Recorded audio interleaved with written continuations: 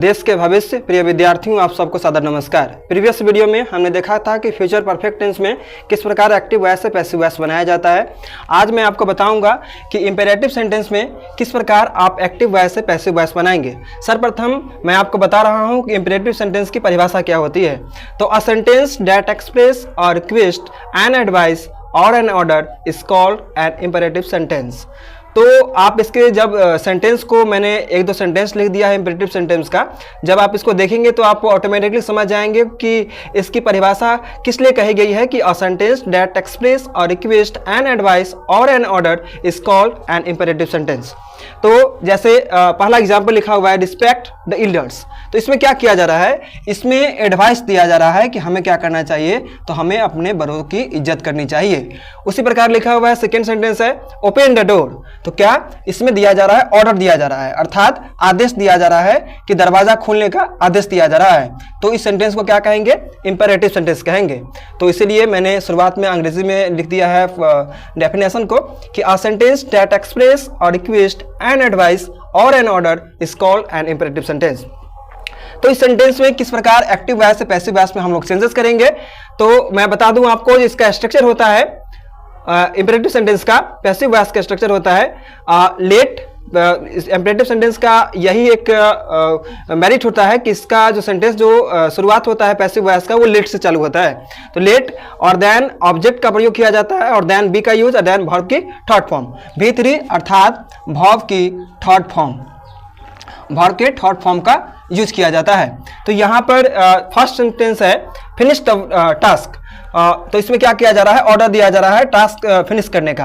तो यहाँ पे ऑब्जेक्ट क्या है, यहाँ पर ऑब्जेक्ट है द टास्क। तो सबसे पहले पैसिव वॉइस का स्ट्रक्चर क्या होता है, सर्वप्रथम हम लोग यूज करते हैं लेट का यूज करते हैं। तो हम लोग क्या लिखेंगे, यहाँ पे लेट लिखेंगे और देन लेट के ठीक बाद क्या लिखना है, लेट के ठीक बाद लिखना है ऑब्जेक्ट। तो यहाँ पर ऑब्जेक्ट क्या है, लास्ट में है द टास्क। तो क्या लिख देंगे हम लोग यहाँ पे, लेट द टास्क और देन बी का यूज करना है तो बी लिख देंगे और वर्ब की थर्ड फॉर्म।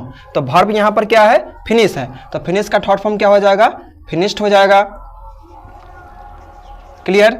और then second object, second sentence हमारा है क्लोज द वर्क। तो ये भी इंपेरेटिव सेंटेंस है और इसमें ऑब्जेक्ट क्या है, द वर्क है। और इसका स्ट्रक्चर क्या होता है इंपेरेटिव सेंटेंस का, पैसिव वॉइस का स्ट्रक्चर, तो सर्वप्रथम लेट का यूज किया जाता है। तो हम लोग क्या लिखेंगे, लेट और देन क्या लिखेंगे ऑब्जेक्ट। तो ऑब्जेक्ट क्या दिया हुआ है यहाँ पे, द वर्क है, तो लिख देंगे द वर्क और देन बी का यूज करेंगे। तो बी स्ट्रक्चर में है तो बी लिखेंगे और देन वर्ब की थर्ड फॉर्म। तो क्लोज है तो क्लोज का थर्ड फॉर्म क्या हो जाएगा, क्लोज्ड हो गया। क्लियर। और then third example speak the truth. तो यहाँ पे ये भी इंपेरेटिव सेंटेंस है। तो इसका क्या करेंगे, यहाँ पे जो ऑब्जेक्ट है द ट्रूथ, यहाँ पर ऑब्जेक्ट है।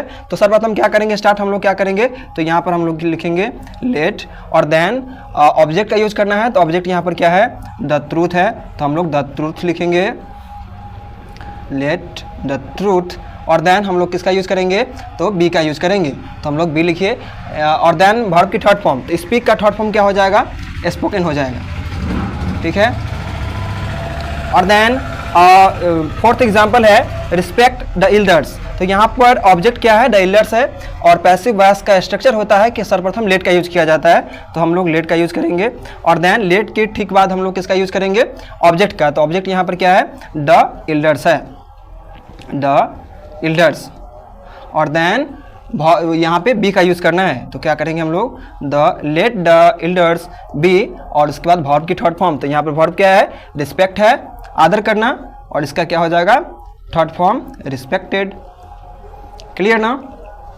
तो इस प्रकार इंपेरेटिव सेंटेंस में बनाया जाता है एक्टिव वॉइस से पैसिव वॉइस, जिसमें इंपेरेटिव सेंटेंस में जो पैसिव वॉइस जो बनाया जाता है उसकी शुरुआत पैसिव वॉइस के फर्स्ट वर्ड की शुरुआत ही लेट से होती है।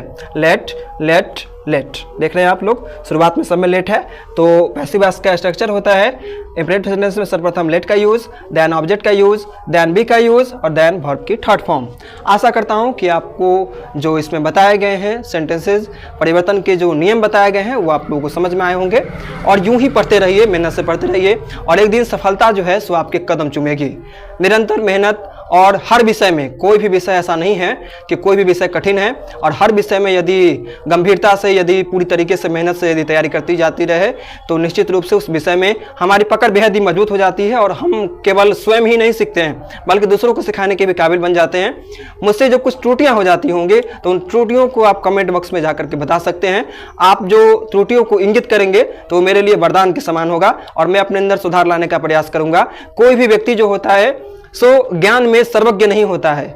सब व्यक्ति कहीं ना कहीं एक विद्यार्थी के समान है, क्योंकि ज्ञान की गहराई समुद्र से भी गहरी और आसमान से भी ऊंची है। तो मैं अपने आप को परम ज्ञानी नहीं मानता हूं, मैं अपने आप को एक अल्पज्ञ, एक विद्यार्थी के समान मानता हूं। मैं एक शिक्षक नहीं बल्कि एक विद्यार्थी हूं और मैंने जो कुछ सीखा है वह मैं आप सबके बीच परोसने की कोशिश करता हूं और आशा करता हूं कि इस चैनल पर जो भी वीडियोस प्रसारित होती होंगे वो आपको अच्छी लगती होंगे। आप यूं ही मेहनत से पढ़ते रहिए, भविष्य में ऊंचा मुकाम हासिल कीजिए, एक दिन माता पिता के सपनों को साकार कीजिए, अपने सपनों का साकार कीजिए। यही प्रार्थना ईश्वर से करता हूं। और ये कुछ होमवर्क आप लोगों को दिए जा रहे हैं, इस होमवर्क को कंप्लीट कर लीजिएगा और होमवर्क को कंप्लीट करने के पश्चात आपके जो आंसर होंगे वो आंसर मुझे कमेंट बॉक्स में आप प्रेषित कर सकते हैं अथवा मेरा जो व्हाट्सएप नंबर है उस पर भी भेज सकते हैं। और ये जो सेंटेंसेस मैंने लिखे हैं, ये जो रूल्स मैंने लिखे हैं, इसकी चाहें तो आप स्क्रीनशॉट ले लें ताकि आप लोग बिसारे ना। स्क्रीनशॉट ले लीजिए ताकि, और जब भी कोई भी वीडियो बताई जाती है तो आप एक नोटबुक लिख करके बैठें और उस नोटबुक पर तमाम चीज़ जो भी बताए जाते हैं वो नोट करते रहें।